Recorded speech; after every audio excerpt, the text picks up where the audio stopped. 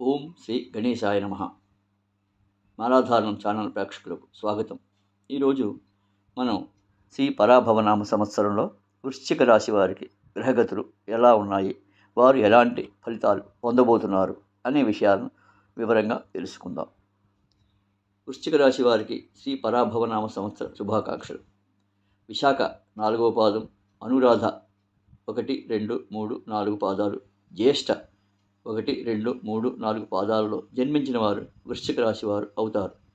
కుజుడు అధిపతిగా ఉండే ఈ రాశి వారికి పరాభవనామ సంవత్సరం ఒక గొప్ప పరివర్తన తీసుకురాబోతోంది. మీ ధైర్యం, పట్టుదల ఈ సంవత్సరం మీకు విజయాలను అందిస్తుంది. ఆర్థిక పరిస్థితి. ఈ సంవత్సరం మీరు చాలా స్థిరత్వాన్ని సాధిస్తారు. మొదట్లో కొన్ని ఖర్చులు ఉన్నప్పటికీ రాను రాను మీ ఆదాయం అమాంతం పెరుగుతుంది. ముఖ్యంగా స్థిరాస్తి, భూములు కొనుగోలు చేయడానికి ఇది మంచి సమయం. అప్పుల బాధ నుండి శాశ్వతంగా బయటపడే మార్గాలు దొరుకుతాయి. అయితే స్నేహితులకు, బంధువులకు జామీనుగా ఉండడం కానీ, పెద్ద మొత్తాల్లో అప్పులు ఇవ్వడం కానీ చేయకపోవడం మంచిది. ఉద్యోగం, వ్యాపారం. వృత్తి పరంగా మీరు ఎంచుకున్న మార్గంలో కొన్ని సవాళ్లు ఎదురైనా వాటిని మీ ధైర్యంతో సులభంగా అధిగమిస్తారు. సాంకేతిక రంగం, మెడికల్, రియల్ ఎస్టేట్ మరియు పోలీస్ శాఖల్లో ఉన్నవారికి విశేషమైన లాభాలు, ప్రమోషన్లు వస్తాయి.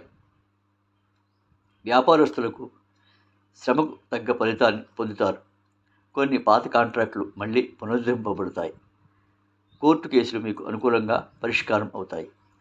కుటుంబం మరియు ఆరోగ్యం. కుటుంబ సభ్యులతో మీ సమయాన్ని గడపడానికి ప్రాధాన్యత ఇవ్వండి. కోపాన్ని, ఆవేశాన్ని తగ్గించుకుంటే కుటుంబంలో ప్రశాంతత ఉంటుంది. అన్నదమ్ముల మధ్య ఉన్న మనస్పర్ధ తొలగిపోతాయి. ఆరోగ్య విషయంలో వృశ్చిక రాశి వారు కొద్దిగా జాగ్రత్త వహించాలి. ఉష్ణ సంబంధిత లేదా రక్త సంబంధిత సమస్యలు వచ్చే అవకాశం ఉంది. కాబట్టి ప్రతిరోజు తగినంత నీరు త్రాగడం, వ్యాయామం చేయడం అలవాటు చేసుకోవాలి. పరిహారాలు. మీరు సుబ్రహ్మణ్య స్వామి లేదా ఆంజనేయ స్వామిని ఆరాధించడం వల్ల అద్భుతమైన ఫలితాలు వస్తాయి.